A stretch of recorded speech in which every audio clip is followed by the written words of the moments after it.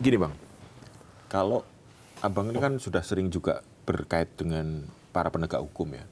Dalam posisi kasus yang sangat sensitif seperti ini tuh, apakah benar penyidik itu benar-benar dalam tekanan gitu ya? Ini kalau Abang kira-kira seperti kalau membayangkan gini, ketika kasus Sambo kan, pasti mereka juga gimana nih punya teman sendiri, gitu kan? Mas, ya gimana Bang? Coba diputar ulang. Oke. Ketika di Reskrim memberikan penjelasan. Penjelasan. Panjangnya. Dia begitu berhati-hati, ya kan? Begitu berhati-hati dalam memberikan statement. Oke. Sangat berhati-hati dan dia agak lama berpikir sebelum mengucapkan. Dipikir bener gitu ya? Coba dari sisi komunikasi, cari ahli komunikasi. Jangan salah ucap ya. Cari ahli komunikasi, ahli gestur, pelajari. Iya. Itu memang berjam-jam itu. Dia lebih dari 1 jam. Ingin mengucapkan sesuatu itu sangat hati-hati dan agak sedikit lama. Betul. Iya. Bahkan saya melihat itu loh. Saya bukan ngikutin ya Pak? Saya ngikutin. Wah. Bahkan kalau dari mulainya juga kan dari undangan molor. Ya kan undangan disebar sampai eksekusinya berlangsungnya sendiri kan molornya panjang. Itu. Berjam-jam itu molornya. Dia sangat hati-hati. Mungkin dia tidak ingin bersinggungan dengan pihak lain. Atau mungkin juga batinnya bergejolak.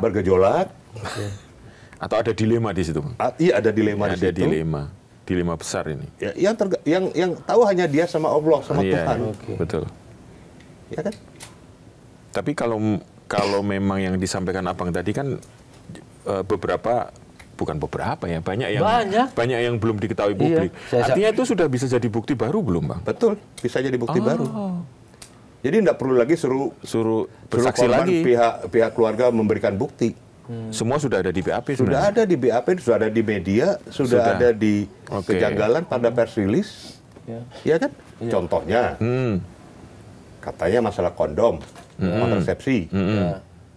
Yang saya tanyakan, itu kontrasepsi bekas atau baru? Kalau bekas berarti melengket cairan. Ambillah cairan walaupun sudah kering, cairan itu diambil DNA-nya. Periksa ini milik siapa.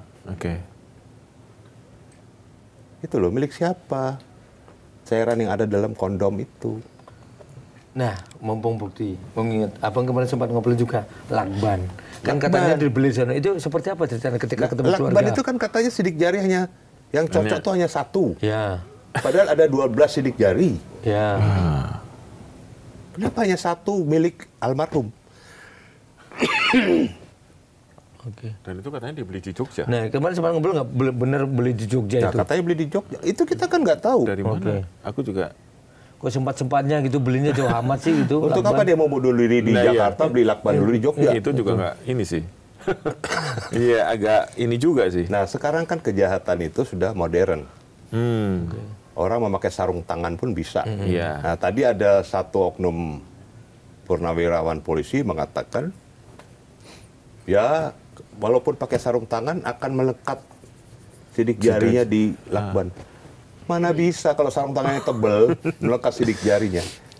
Iya kan? Iya, sidik jarinya melekatnya di sarung tangannya. Di sarung tangannya. Bukan di lakbannya. Bukan di lakbannya. Kalau sarung tangannya tebel, ya tidak mungkin lah melekat di lakbannya itu. Kita masyarakat sekarang, netizen sekarang lebih pintar. Lebih pintar. Nguliknya lebih jago. Bahkan netizen tuh banyak orang berpendidikan tinggi. Bergelar profesor, doktor, master, sarjana. Itu banyak jadi netizen. Banyak jadi apa namanya? Wartawan wartawan citizen journalism. Iya. Banyak jadi citizen journalism. Iya. Jadi nggak bisa dinafikan itu. Betul. Bahkan dari mereka kadang-kadang lebih teliti daripada yang ini. Betul loh. Iya. Netizen tuh lebih teliti loh. Betul. Dari agen FBI sekalipun. Iya. Karena mereka dasarnya kan nothing tulus. Gitu. Begitu CCTV yang dirilis, langsung dianalisa tuh. Ada menit kesekian yang kepotong, ada posisi yang tiba-tiba hilang, gitu kan. Bahkan saya punya teman ya, Dia ahli forensik digital. Oke. Ya.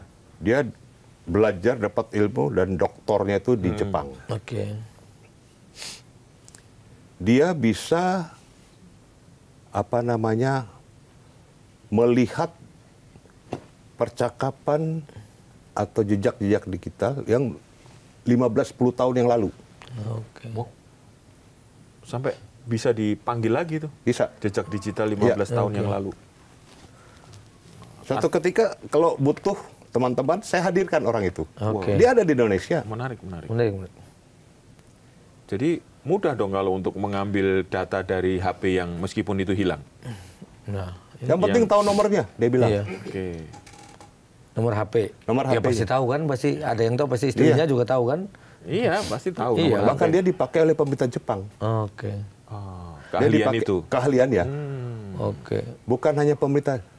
Departemen Pertahanan Jepang pakai dia. Oke. Berarti artinya sekarang Orang Batak. Oke.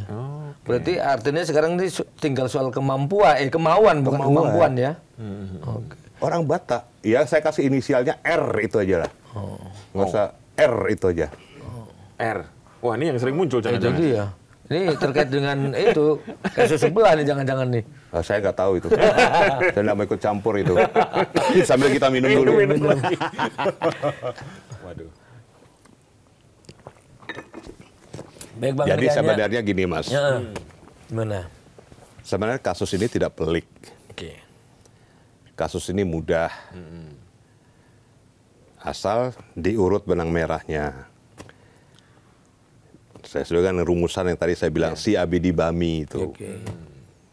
Dikaitkan dengan fakta, data, modusnya bagaimana, ya kan?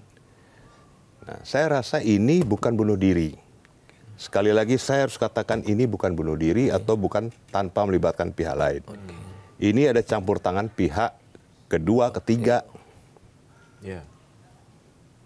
Jadi dalam kata hukumnya, bahasa hukumnya ini pembunuhan.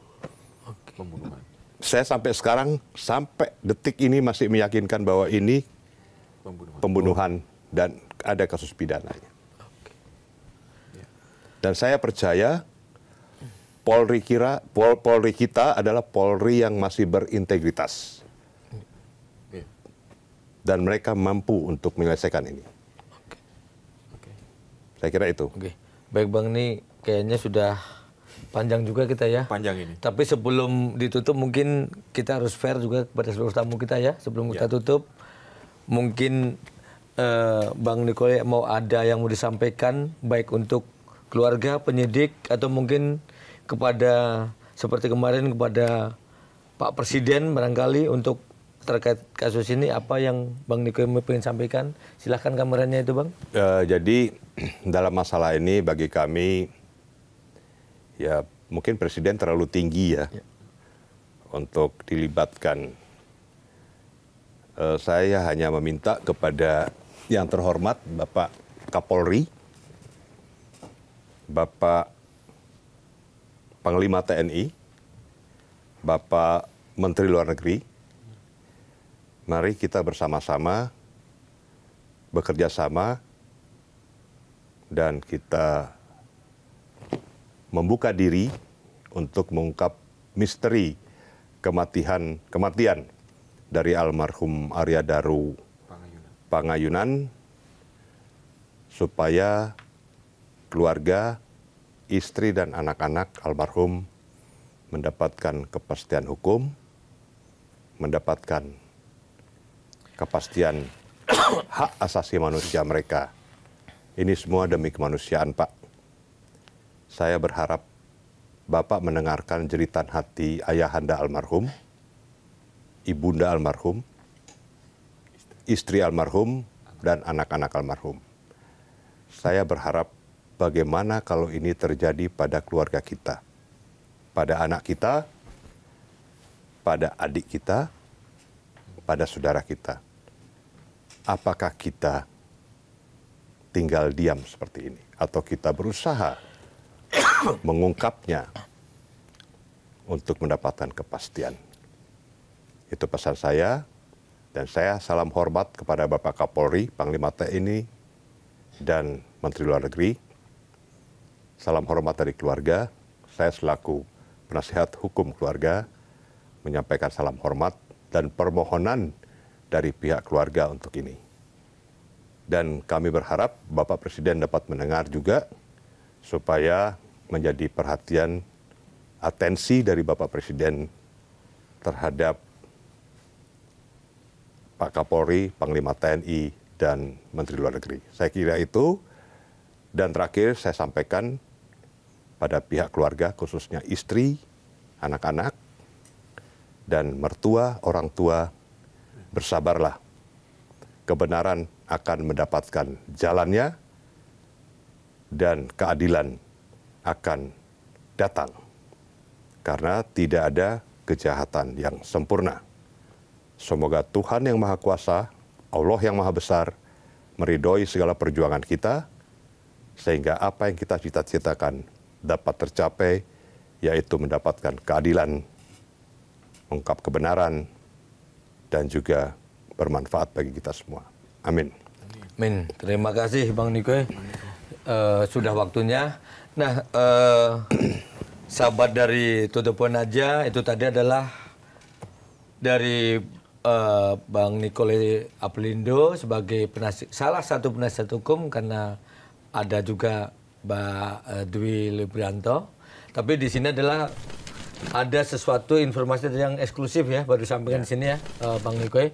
Jadi bagi kalian semua yang selama ini ikut akan mendukung terus untuk membuka misteri ini sampai nanti terbuka dengan tuntas, jangan lupa tetap ikutin terus di Sindu News, karena dari Tutup Poin Aja maupun dari seluruh program-program ya di Sindu News, kami akan terus memberikan perkembangan terbaru. Tentu mungkin bukan tercepat, tapi terlengkap. Kita akan usahakan semaksimal mungkin. Saya Lukman Hanafi. Saya Pung Purwanto. Dan narasumber kita. Saya Nikoy Aprindo. Terima kasih untuk ucapkan terima kasih. Waktunya. Selamat malam.